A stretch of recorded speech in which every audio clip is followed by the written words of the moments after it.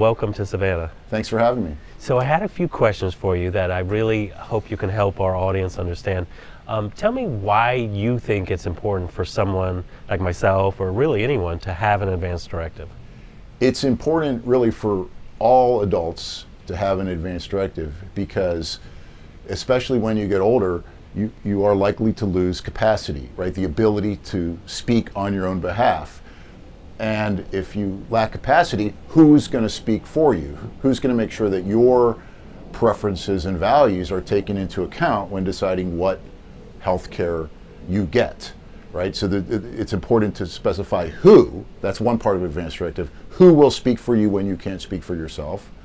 Then the other part of advance directive is for you to kind of express your wishes, your preferences and values to guide your healthcare agent in making choices on your behalf. Okay, that makes sense. So let me ask you this. I'm 29 years old. How old should someone be when they do advance directives? And obviously, you know I'm kidding. Yeah.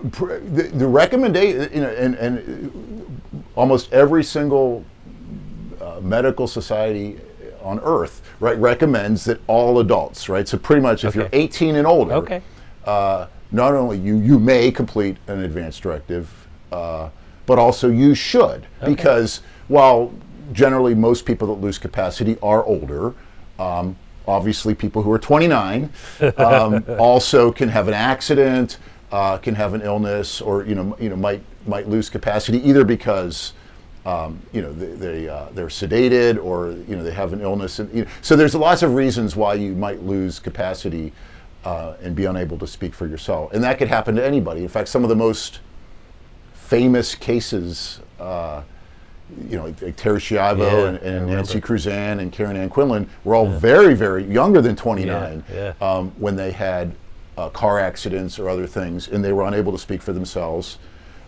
So any adult, anybody 18 and older. Yeah, I remember the Terry Schiavo case. That was crazy. That was Florida. That was years. She was.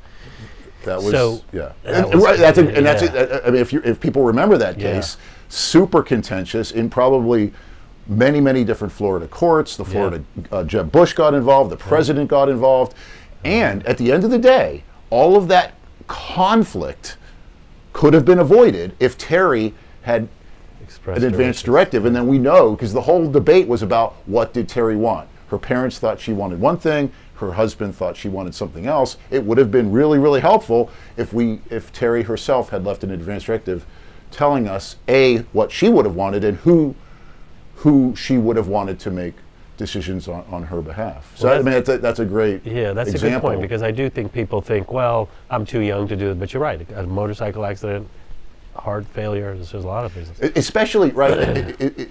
Especially given how easy it is to complete an advance directive, at least that appointment of agent part. Well, that's my next question. So do I need to get a lawyer? What do I need to do? Where do I go to get an advance directive? How would I go about it? So you do not need a lawyer. It's at one level, it's a very simple document. You can get it from, actually there's so many different, you don't need to use any particular form. Okay. So most hospital systems have these forms on their websites. The Georgia Department, the Secretary of State has one. There's an official Georgia form, but you don't need to use the official Georgia form. There's 5 wishes. There's just Google like Georgia Advance Directive, and you'll get a lot of options. And it's enough that it's witnessed or notarized. You don't need. You definitely don't need a lawyer.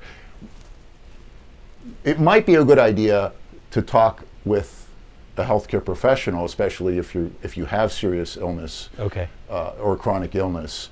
But you don't need. You can do it all by yourself.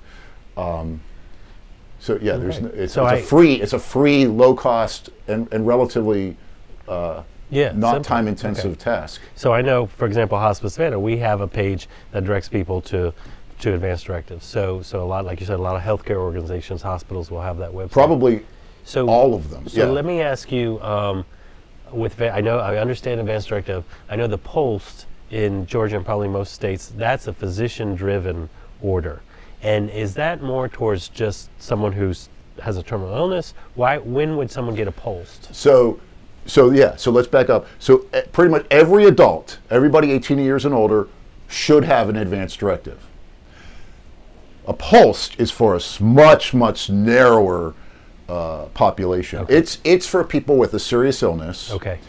whom their clinician or their physician would not be surprised if they died in the next year or two. Okay. So it's probably a little bit broader than what we think of as terminal illness, which is normally 6-month prognosis. Right. A pulsed is maybe a year or two prognosis. But but you have to have a reason to think you might die in the next year or two. So you already have to have some kind of serious illness.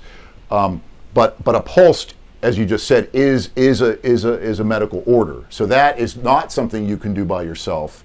That's done by a physician, or in many states, it can also be done by an APRN or a PA. Okay, so the call to action, not only today at your lecture, but in general, is for people, when they're hearing this, to go out and fill out an advance directive. Be prepared.